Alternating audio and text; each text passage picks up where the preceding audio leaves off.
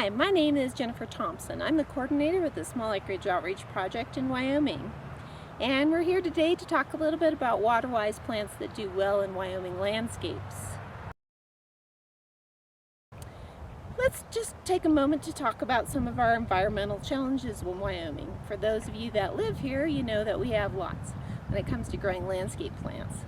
Some of these challenges include the fact that some of our communities are at higher elevation locations where we have very short seasons, we have lots of cold weather, we have plentiful wind all over the state, and we have very low precipitation in many areas of the state, not much rainfall. So these are a set of conditions that are very challenging for many different landscape plants. But there are some water-wise landscape plants that actually do quite well in these conditions. We're going to be talking about some of those today. Before we take a look at individual plants, however, let's take a look at a couple different gardens that utilize water-wise plants.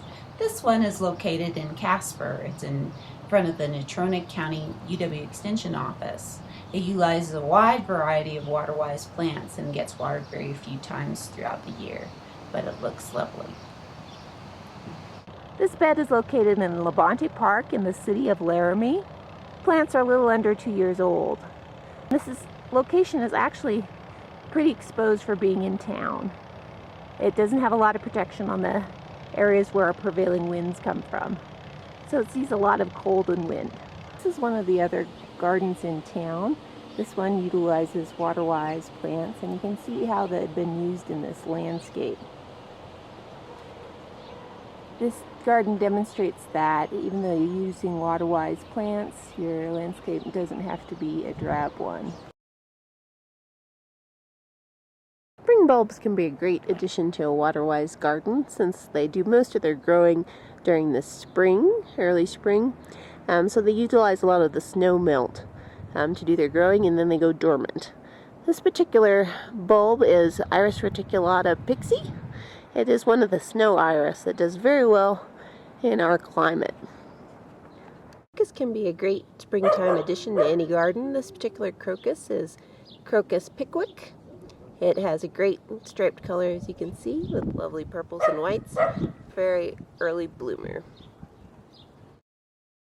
Tulips are another great bulb for the water-wise garden. I utilize a lot of species of tulips in my landscapes. These tulips are a little more closely related to their wild relatives than the tulips generally are familiar with. They tend to be shorter and smaller than many of those more common tulips. They make a great addition to the water-wise garden. However, they are eaten by a large variety of wildlife. This plant is called woolly veronica. It is used as a ground cover. In the veronica family, there are many different veronicas, some of which are more water-wise than others. Many people are familiar with iris in the garden. You'll see iris growing in many of the gardens throughout the state, and one of the reasons is that they're very tough plants. They are pretty water-wise, the iris germanicas, and they handle our cold conditions very well. This particular iris is variegated iris, and one of the benefits of it is that it provides season-round interest through the variegation on the leaves. So long after the flowers are gone, you still have something interesting to look at. You may want to consider planting some ornamental grasses in your garden. Ornamental grasses provide a lot of interest throughout the season. This particular one is called blue avena grass. It starts off with clumps of blue-green foliage that are lovely.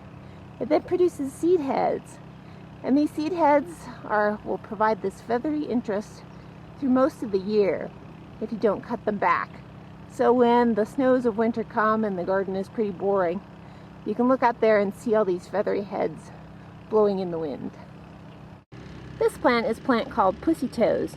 It's native in our area, and you'll see it quite a bit if you're out walking in the rangelands of our state. It is a wonderful ground cover. It provides this silvery foliage that crawls along the ground.